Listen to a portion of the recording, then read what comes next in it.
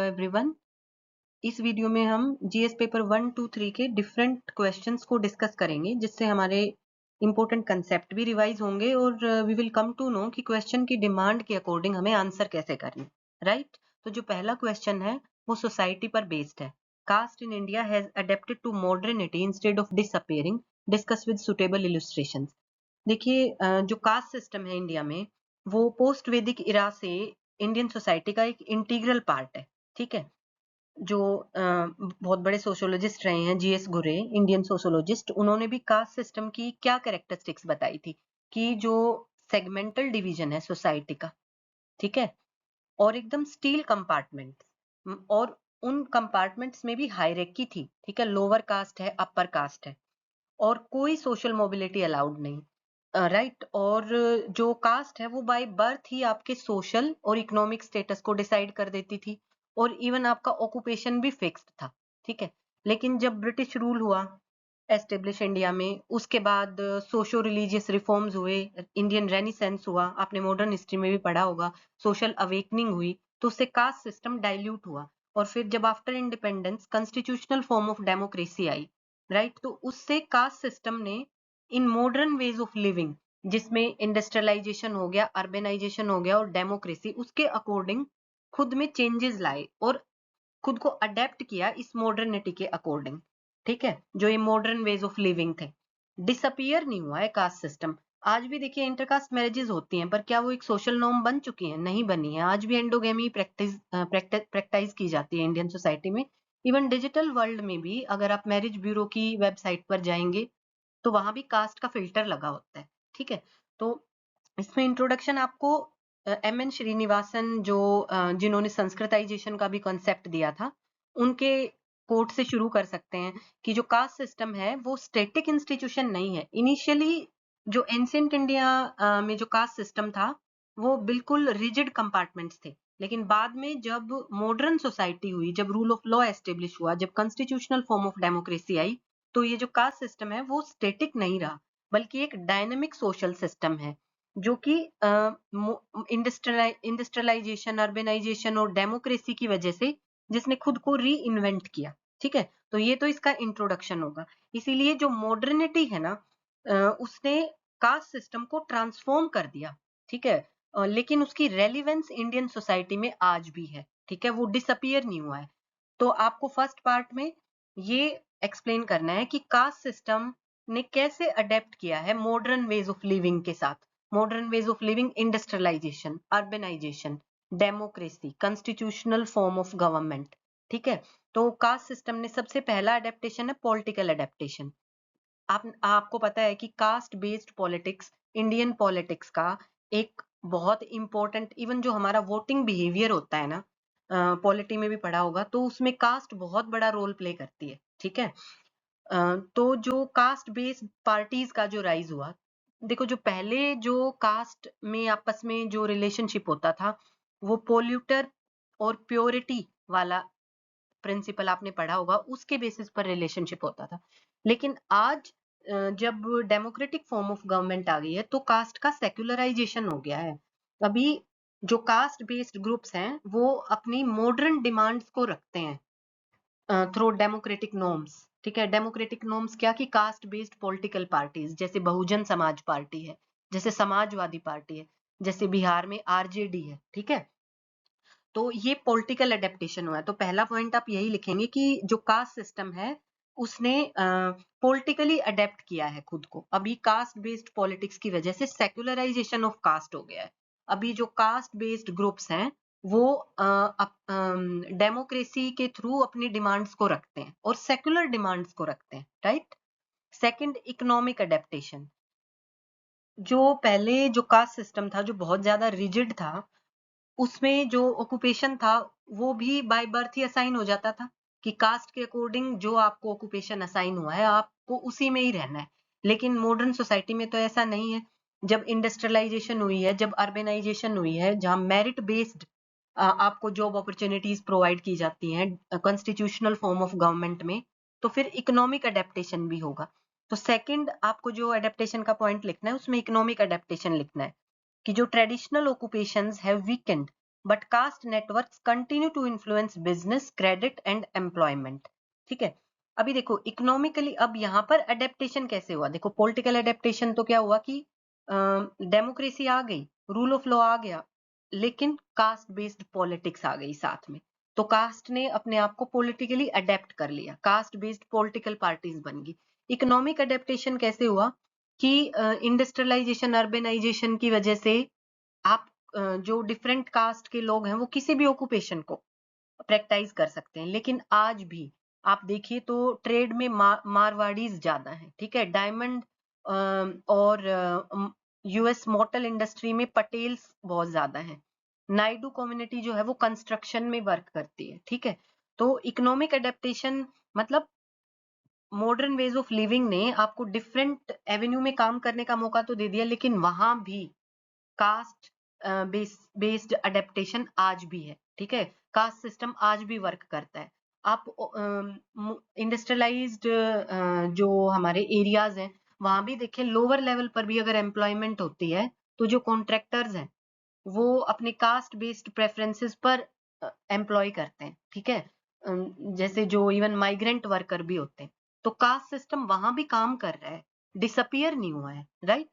और थर्ड है social adaptation. Occupational rigidity has reduced, but endogamy remains resilient through matrimonial websites and community organization. Honor killings in some regions reflect continued enforcement of caste boundaries.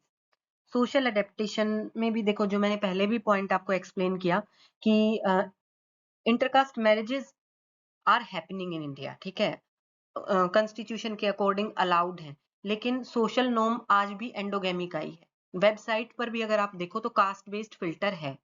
और जो ये society mostly जो northern India में, हरियाणा में, राजस्थान में जो खाप पंचायत है वहां पर आज भी कास्ट बेस्ड जो एंडोगेमी की जो रिस्ट्रिक्शंस हैं वो फॉलो होती हैं। ठीक है, जो गोत्र सिस्टम वाली, और ऑनर किलिंग के केसेस भी हैं। ठीक है, तो सोशल अडेप्ट कर लिया है, सोशली अडेप्टेशन हो गया है, लेकिन उसमें भी कास्ट का एलिमेंट आज भी लिविंग है। Right. And last adaptation is constitutional and democratic adaptation. Constitution ने तो देखो आर्टिकल 17 जो है उसमें कास्ट सिस्टम अनटचेबिलिटी को अबॉलिश किया। आर्टिकल 15 में, 16 में कास्ट बेस्ड कोई डिस्क्रिमिनेशन नहीं होगा। राइट। तो इसमें यही लिखा हुआ है कि constitution abolished untouchability while recognizing caste inequalities through affirmative action।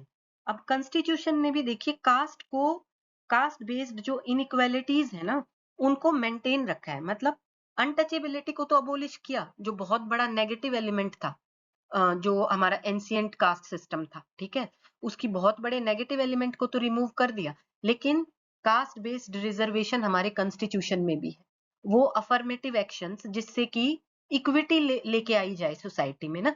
जो आपने आर्टिकल 14 में भी पढ़ा है कि equal protection of laws. Article 15 की भी रीजनेबल रिस्ट्रिक्शंस में है। राइट। आर्टिकल 16 में भी जो एम्प्लॉयमेंट है वहां पर भी रिजर्वेशन है। तो कॉन्स्टिट्यूशन में भी कास्ट सिस्टम डिसअपियर नहीं हुआ, बस वो अडेप्ट हुआ है कि उसके नेगेटिव एलिमेंट को रिमूव किया गया है, और फिर जो इनइक्वालिटीज एग्जिस्ट करती थी उनको कैसे खत्म किया जाए उसके अकॉर्डिंग डिफरेंट अफर्मेटिव एक्शंस लिए जा रहे हैं। तो आपको ये सारे पॉइंट लिखने हैं, उसके बाद इसका नेगेटिव एलिमेंट बताने हैं। यहाँ पर आपने क्या बताया है कि पॉलिटिकली अडेप्ट कैसे हुई है कास्ट, इकोनॉमिकली कैसे अडेप्ट हुई है, सोशली कैसे कास्ट सिस्टम अडेप्ट हुआ। अडेप्टेशन का मतलब क्या होता है, आप इन्वायरमेंट में भी पढ़ते हैं। अडेप्टेशन का मतलब होता है कि नई चीज के अकॉर्डिंग खुद को रेजिलियंट बना लेना। ठीक है, तो वही किया है कास्ट सिस्टम ने, पॉलिटिकल डायमेंशन में भी, इकोनॉमिक डायमेंशन में भी, सोशल में भी, और कॉन्स्टिट्यूशनल में भी। डिसअपियर नहीं हुआ, अडेप्ट हो गया है। और जो नेक्स्ट पोर्शन है उसमें आपको क्या आंसर करना है कि yet caste continues to generate inequalities. आज भी जो एनसीआरबी का डेटा है उसके अकॉर्डिंग SC/ST एक्ट के अंतर्गत 2023 में 57,000 से ज्यादा केसेस रजिस्टर हुए थे। तो आज भी सोसाइटी में जो कास्ट बेस्ड एक्सप्लॉयटेशन है आज भी एग्जिस्ट करता है, जब इतने केसेस पर ईयर रजिस्टर हो रहे हैं। सेकंड, जो मैनुअल स्क्वेंजिंग है, इतना इनसेन ये जो ऑक्यूपेशनल लेबर है ना, और उसमें भी जो लोअर कास्ट के लोग हैं, ठीक है, वही इन्वॉल्व है। तो ये इनइक्वालिटी आज भी एग्जिस्ट करती है डिस्पाइट लीगल प्रोहिबिशन, राइट। और institutional discrimination persist in higher education and employment. जो हायर लेवल पर है, डिस्पाइट रिजर्वेशन, जो SC ST इन लोगों का जो परसेंटेज है वो आज भी कम है as compare to general category. मतलब 4 to 6% के लेवल में। इवन हायर एजुकेशन में भी अगर ग्रोस एनरोलमेंट रेशियो देखो तो इंडिया का जो ग्रोस एनरोलमेंट रेशियो है ओवरऑल 27% है। तो SC और ST का लेस देन 15% है हायर एजुकेशन में ग्रोस एनरोलमेंट रेशियो, ठीक है। Dalit women continue to face intersectional discrimination based on caste and gender, ठीक है।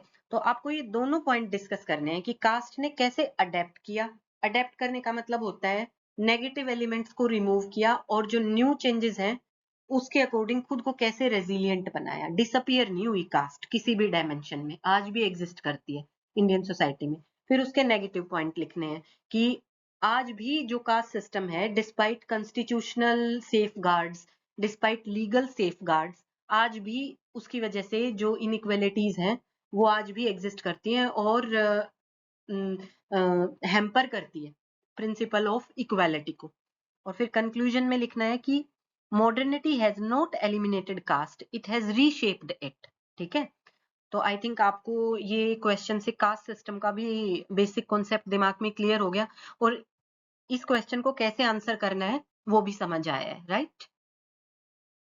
जो नेक्स्ट क्वेश्चन है वो पॉलिटी का है और कैग के फंक्शंस पर बेस्ड है। तो क्वेश्चन क्या है, although the constitution entrusts the CAG with the responsibility of safeguarding the public purse, it is often argued that the CAG has become a primary cause of widespread administrative inefficiency in India. Critically examine.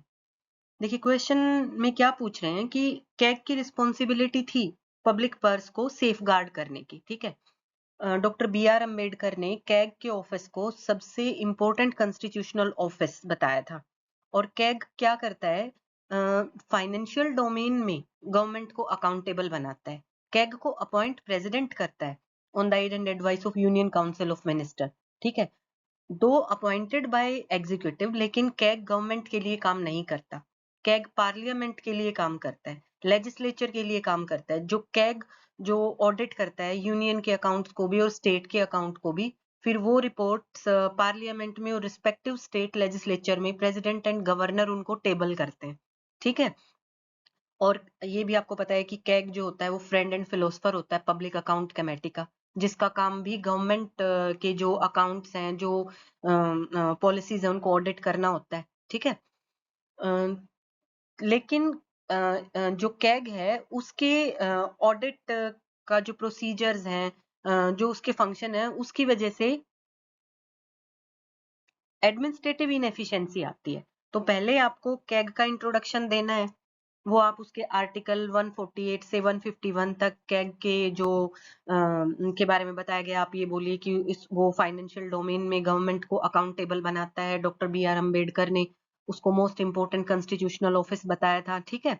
फिर उसके बाद आप इस question के पहले part को address करेंगे कि why CAG is blamed for administrative inefficiency. तो पहला पॉइंट है डिसीजन पैरालिसिस। देखिए, fear of adverse audit observation encourages bureaucrats to avoid timely decision making, या जो ऑडिट फोबिया हो जाता है कि जो आपको जो कि बाद में जो अकाउंट्स का ऑडिट किया जाएगा उसकी वजह से जो प्रोसेस होती है ना वो स्लो हो जाती है, डिसीजन मेकिंग ब्यूरोक्रेसी में स्लो हो जाती है। जो प्रोसीजर होता है ऑडिट को उसको फॉलो करने का मतलब प्रोसीजरल रिजिडिटी को फॉलो किया जाता है, तो उसकी वजह से डिसीजन पैरालिसिस आता है, ठीक है। सेकंड है एक्सेसिव प्रोसीजरलिज्म, वही है officials prioritise compliance over innovation delaying project execution. ये पॉइंट्स हैं जो ये शो कर रहे हैं कि कैग की वजह से एक तो ऑडिट फोबिया, सेकंड जो प्रोसीजरल रिजिडिटी है उसकी वजह से एडमिनिस्ट्रेटिव इनएफिशिएंसी आती है, थर्ड पोस्ट फैक्टो अकाउंटेबिलिटी। जो कैग होता है वो जब एक्सपेंडिचर हो गया उसके बाद ऑडिट करता है, ठीक है। Audits are conducted after expenditure offering limited preventive value. ये एक लिमिटेशन है ना, ये एक एडमिनिस्ट्रेटिव इनएफिशिएंसी होगी ना, कि जब एक्सपेंडिचर हो चुका है उसके बाद ऑडिट किया जाता है, कोई प्रिवेंटिव फंक्शन नहीं है। जैसे ब्रिटेन है, ब्रिटेन में जो कैग है वो कंट्रोलर का भी काम करता है। कंट्रोलर का यहाँ पर क्या मीनिंग है, इंडिया में जो कैग है ना वो सिर्फ ऑडिटर है, नाम उसका कंट्रोलर एंड ऑडिटर जनरल है, लेकिन फंक्शन एक ही परफॉर्म करता है, ऑडिटर का। कंट्रोलर का मतलब होता है कि एक्सपेंडिचर करने से पहले भी जो अप्रूवल होता है ना वो कैग का चाहिए होता है। जो कंसोलिडेटेड फंड है उससे अगर एक्सपेंडिचर करना है तो कैग का अप्रूवल अगर लिया जाता है एक्सपेंडिचर से पहले, तब वो कंट्रोलर होता है, जो ब्रिटेन में प्रैक्टिस होता है आज भी, लेकिन इंडिया में ऐसा नहीं है। तो पोस्ट फैक्टो अकाउंटेबिलिटी है सिर्फ, तो उसकी वजह से भी एडमिनिस्ट्रेटिव इनएफिशिएंसी आती है। फोर्थ पॉइंट है डिलेड ऑडिट रिपोर्ट्स, कि जो ऑडिट की रिपोर्ट्स हैं उनकी कोई टाइम लिमिट नहीं है, कोई टाइम बाउंड्री नहीं है कि इतने टाइम में ऑडिट रिपोर्ट जो है वो पार्लियामेंट में टेबल करनी है, ठीक है। तो उसकी वजह से भी एडमिनिस्ट्रेटिव इनएफिशिएंसी आती है। Findings often reach parliament years after the expenditure, reducing corrective impact, ठीक है। नेक्स्ट है हेडलाइन ड्राइवन कंट्रोवर्सीज, जैसे 2G स्पेक्ट्रम एलोकेशन में जो कैग ने एक्सपोज किया, तो उसकी वजह से भी एडमिनिस्ट्रेटिव इनएफिशिएंसी जनरेट होती है। जो ब्यूरोक्रेसी है वो ओवर कोशियस हो जाती है, ठीक है। और लिमिटेड फोकस होता है आउटकम्स पर। जो कैग की रिपोर्ट है ना वो प्रोसीजरल जो लैप्सेस है ना उनको ज्यादा कैप्चर करती है। जो पॉलिसी का जो आउटकम बेस्ड परफॉर्मेंस होती है ना उसको जज नहीं करती। तो ये भी एक एडमिनिस्ट्रेटिव इनएफिशिएंसी है। Why this criticism is only partly valid, कि ये जो क्रिटिसिज्म आपने किया कि कैग की वजह से एडमिनिस्ट्रेटिव इनएफिशिएंसी आ रही है, वो पार्टली वैलिड है सिर्फ, मतलब ऐसा नहीं है, कैग के पॉजिटिव भी हैं। कैग ओनली रिपोर्ट्स इरेगुलरिटीज, ठीक है।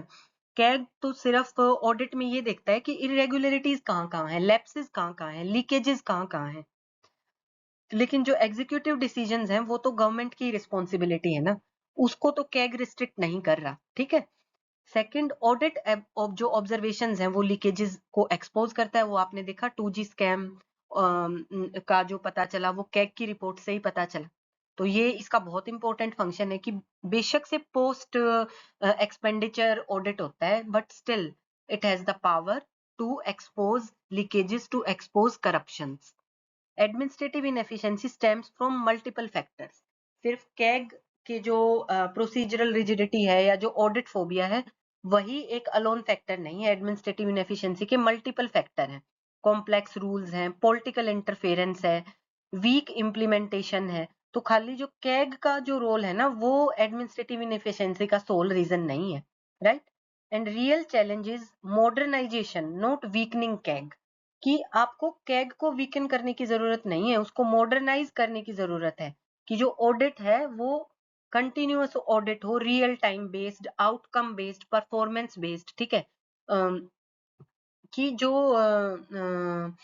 गुड गवर्नेंस है ना वो नॉर्म बन जाए, जिससे ऑडिट फोबिया ना रहे, ठीक है। तो आपको मॉडर्नाइज करना है गवर्नेंस को भी और कैग के भी सिस्टम को, ना कि उसको वीक करना है। यही वे फॉरवर्ड में लिखा हुआ है कि shift to real and risk based auditing. आप एआई को, डेटा एनालिटिक्स को यूज करिए और कंटिन्यूअस ऑडिटिंग करिए फॉर अर्ली डिटेक्शन, जिससे जो कैग है ना उसके फंक्शन में प्रिवेंटिव मेजर्स भी आए, ठीक है। सेकंड है strengthen performance and outcome audit, कि आप सिर्फ प्रोसीजरल लैप्सेस को ना देखें बल्कि रिजल्ट्स को इवेलुएट करें, इम्पैक्ट को और सर्विस डिलीवरी को, not just procedures. Third, ensure time bound public account committee examination, कि जो पब्लिक अकाउंट कमेटी की एग्जामिनेशन होती है, इवन जो प्रेसिडेंट टेबल करते हैं ना उनको टाइम बाउंड कीजिए, जिससे कि करेक्टिव मेजर्स लिए जा सकें जल्दी। And ensure implementation of audit recommendation, follow up mechanism होना चाहिए, ट्रैकिंग सिस्टम होना चाहिए एंड अकाउंटेबिलिटी होनी चाहिए for non compliance. And build a culture of constructive accountability, कि आप कल्चर ऐसा बनाइए जिससे कि ऑडिट फोबिया ना हो, ठीक है। नॉर्म में लेके आइए गवर्नेंस के, अकाउंटेबिलिटी भी, वो चाहे ई गवर्नेंस के माध्यम से लेके आइए आप, चाहे उसमें स्मार्ट गवर्नेंस को लेके आइए, ठीक है। तो आपको कंस्ट्रक्टिव रिफॉर्म्स करने हैं, कैग को वीकन नहीं करना है, बल्कि गवर्नेंस में और कैग के फंक्शंस में कंस्ट्रक्टिव रिफॉर्म लेके आने हैं। ठीक है, और यही फिर इसके आपके कंक्लूजन में बैलेंस्ड कंक्लूजन लिखना होता है कि CAG is not the cause of administrative inefficiency but a constitutional watchdog. तो वो अकाउंटेबिलिटी लेके आता है थ्रू ऑडिट, और जो एडमिनिस्ट्रेटिव फ्लेक्सिबिलिटी आप लेके आइए through effective governance, through good governance, through digital governance, through e governance, right? The need is not to dilute the CAG's authority, but to modernize its audit framework so that it promotes both integrity and efficient governance. तो कोई भी constitutional office है ना, आपको उसको weaken नहीं करना, आपको उसको स्ट्रेंथन करना है, जिससे कि जो उसकी मेन रिस्पॉन्सिबिलिटी क्या है कैग की, फाइनेंशियल डोमेन में गवर्नमेंट को अकाउंटेबल बनाना, गार्जियन है पब्लिक पर्स का, वो अपने इस फंक्शन को, इस कॉन्स्टिट्यूशनल रोल को अच्छे से निभा पाए। ठीक है।